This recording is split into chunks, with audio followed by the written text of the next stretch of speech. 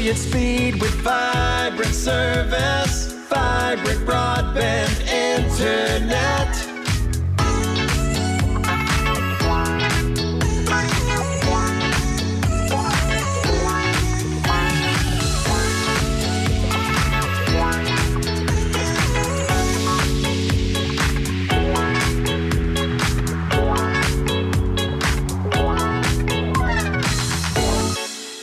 .30 here at KLFT AM 1410 and FM 95.9. You know, I just should really watch when I push buttons.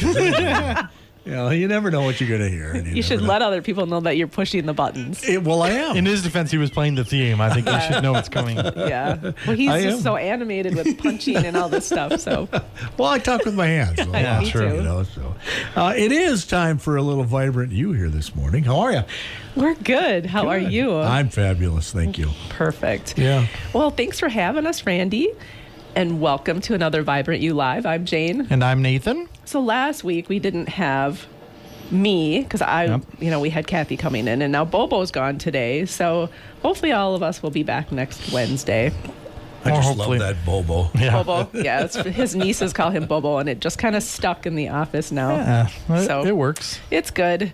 So last week Kathy was in here, and actually I was kind of bummed that I missed the show because I wanted to kind of say kudos to her and Ramsey Printing because Lauren graduated this year and we used Ramsey Printing for her graduation card and thank you cards. And it was awesome because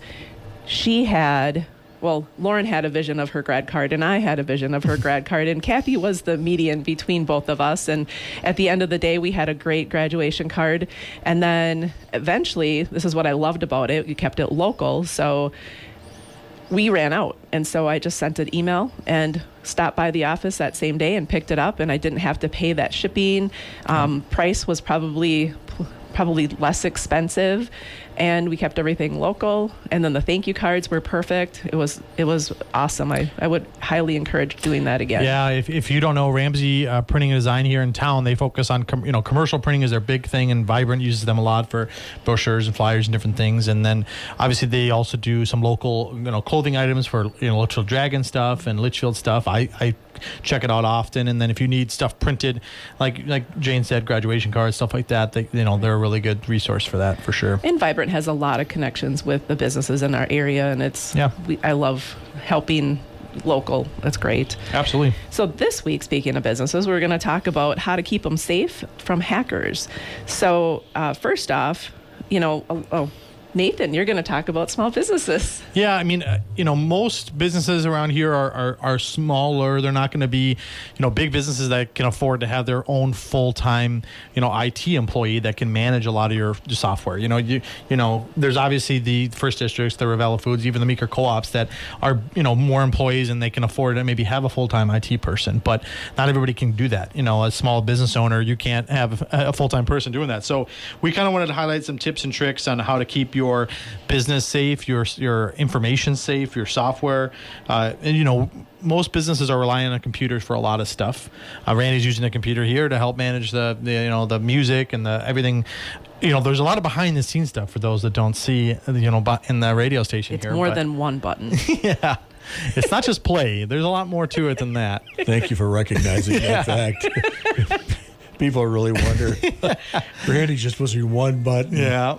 So, I mean, a lot of people, businesses are taking payments. So they're managing credit card information and stuff like that. And they're keeping records of their customers and their personal information. And there's a lot of stuff that's being tracked now on computers. So we want to keep that stuff safe. Even your local municipalities will be tracking, electricity usage, gas, water. And they need to keep track of this stuff to keep track of their customers. So there's a lot to protect. And unfortunately, there's a lot of bad, people out there trying to take advantage of this stuff.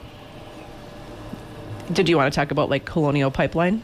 Yeah, Colonial. For those that didn't know about it, I think last year Colonial Pipeline got compromised. It was simply, I think, someone got a hold of an employee's password, and then a little bit later, everything got shut down. They didn't have any gas or oil deliveries for several days. Cost them, I think, millions of dollars. It was a huge thing, and I think we hear about it almost once a week now. So and so company got compromised. They got a data breach, and so you may have your credit card information out there. That happens too often. So, and it's not just big businesses. Unfortunately, you may not have a massive business that somebody in India might try to hack, but there may be local people trying to hack you too. So, right. The other thing is make sure your computers and software are up to date. This can be set automatically, or you can check every day for updates. Windows does that as a default. I know that when I have an update, there's a little button, a little orange dot on the corner that says time to update. And so I usually do that before I leave for the day. And then make sure you download the most recent software, patches, and updates. And it's really important to do that because, one, your device works a lot better, and then two, if there's any updates on security, it definitely helps. Yeah, I know. Too many people they get that notification on their phone or their computer, update now, later, and then they never end up doing it. There's a reason those updates exist. They're there to protect you, to fix bugs, other things. So absolutely keep your stuff up to date. Tip number 2, if you're using a Windows computer, which most business software is run on a Windows computer, Windows security, you want to keep that up to date. That'll help protect you from some antivirus and some of that stuff that's built into Windows. And then you may also want to invest in a third-party company that focuses on antivirus and spyware protection and stuff like that. You can think of some bigger businesses like Bitdefender or McAfee or Norton, these companies that have been around a long time, and they have business solutions for your computers and your personal devices to keep them protected.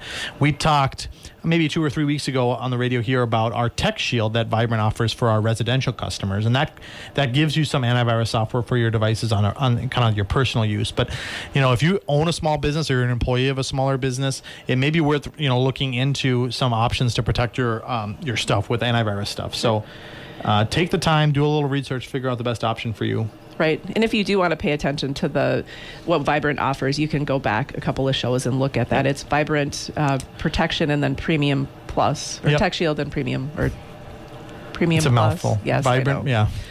So the other thing is be vigilant about how you use your email.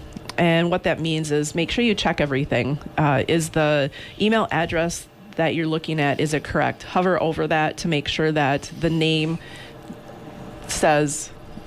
on the email is actually what it says on the person's name, that it's not wrong. The other thing is you might want to pay attention to what time it came in. Hackers love to do things in the middle of the night. So it could be a phishing email, and what phishing is just an opportunity for a hacker to come in and your company or yourself could be compromised.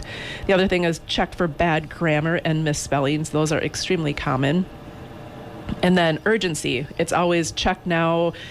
We need your immediate attention.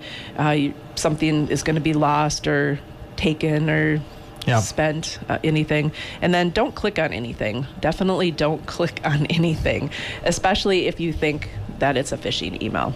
Yeah.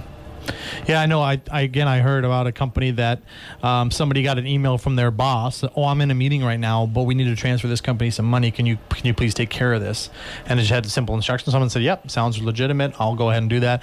Then they found out it was not real at all, and they had transferred a big lump sum of money just randomly to someone, not who they were supposed to. So, if you get an email from someone and you're unsure about it, if it's someone that works for your company, maybe pick up the phone and give them a call, go stop by and say, "Hey, did you send this? Is this legitimate or not?" Especially if it comes in the middle of the night, that's not normal business hours, like Jane mentioned. It's another red flag. Right. I know our bank did, I got a text message from them about something with my bank account being compromised. Well, I didn't even bank for that company. I was like, okay. That's a serious red flag. Right. Tip number 4 is use strong passwords. A lot of companies these days require, an 8-digit password. Some of them require a number, a capital letter. We recommend going maybe even 12 to 20 characters, even going above and beyond what's maybe required. Use numbers, lower and uppercase letters, and then a symbol to make it a little more tricky as well. We also recommend using a different password for every account. I know people hate to hear that because it's hard to remember them, but that way if someone gets a hold of one of your passwords, they're not going to get a hold of all of your passwords. Basically, keep them a little bit different, which means my next point. Then you can also get a company that manages your passwords more securely. So some people write these down on a piece of paper, which is not always recommended, especially at your business. Maybe use a third-party program to keep track of your passwords, because if you are making them more complicated and you're all making them different, you're going to want to keep track of them. And then again, don't write them down. I've had people that I've worked with that had their work computer and they have a Post-it note with their password right on their computer so they don't forget it. Kind of defeats the purpose of a password, but not the best best way to do it. And then don't rely on your browser to save your password. I know a lot of browsers, Chrome and other browsers, will say, hey, do you want us to save this password to make it easier to log in next time? It's convenient, it's nice, but it's not always secure. If someone then gets access to your browser, boom, they have access to basically all of your accounts. Right. Well, if you're if you're using a different computer or something and you're not relying on your memory anymore, and now you don't even know no what idea what your password is. I haven't used that. I haven't typed it in forever. Right. Yep. The other thing is the two-step authentication. I know our bank handles it, and every time I go to click on it, and I just get irritated because it's like, oh, now I have to grab my phone and make sure that the number is right. But it's there for a reason, and definitely keep the security because they're protecting you. Especially for banking and really important information. I mean, that two-step is there to protect you. It is annoying, but it's there to protect you. Right. So social media, when you're posting photos, be careful of what you post and what's in the background. In some situations, there could be some sensitive data, especially at work, license plate numbers, just anything. Definitely pay attention to that, and then limit the amount of personal information you share. I know some people, we've given Nathan some grief about this. It's like, when you're on vacation, don't exactly tell us you're on vacation. Wait till you get back to post all those amazing pictures, or don't share the responsibilities of your work, because at some point a hacker could go, oh, I definitely want to get a hold of this person so I can get their password. Well, they deal with the finances. Oh, right. That's a good place to definitely. target. Yeah. And then be wary of unsolicited messages from people you don't know, or if you've been Facebook friends or social media friends with this person and their behavior is a little bit off right now, don't engage that, because chances are they probably could have been hacked. And then make sure you use the strict privacy and security settings. And Jason, our IT guy, this one is for you.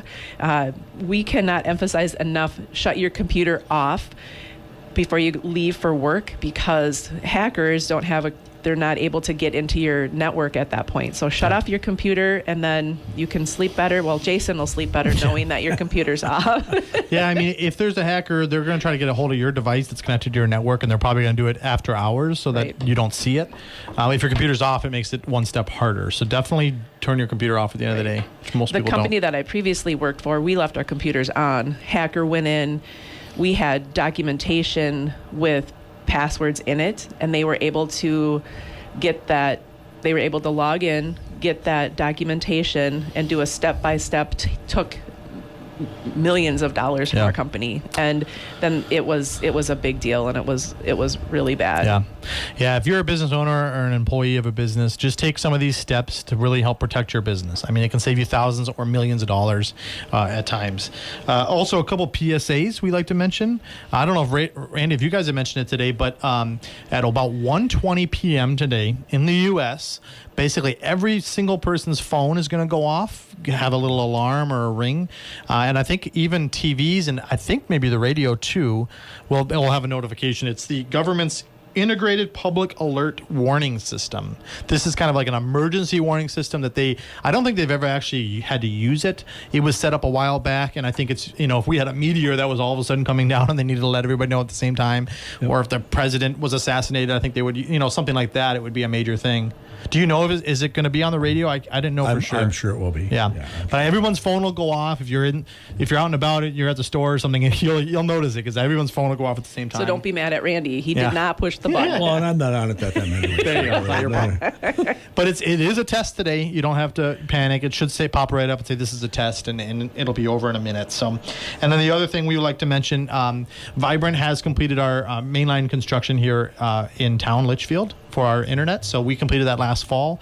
And then also we don't do work on people's properties to their home unless they've contacted us for service.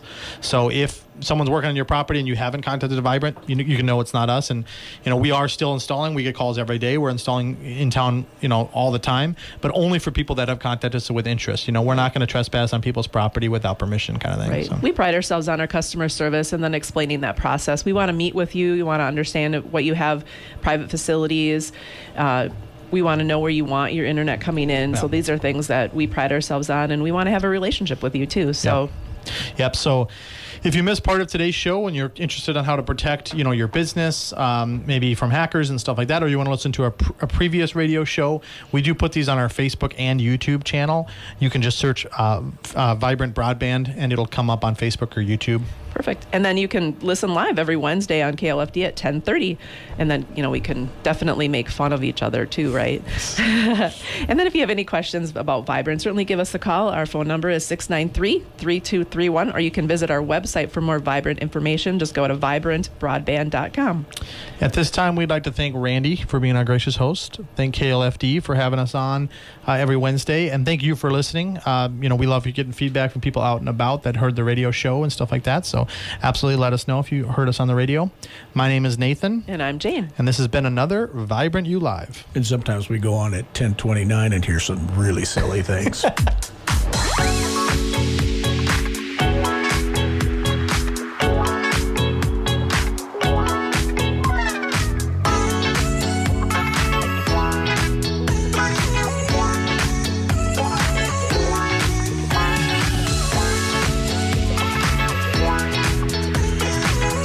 Brilliant speed with Vibrant service. Vibrant broadband internet. Vibrant broadband internet.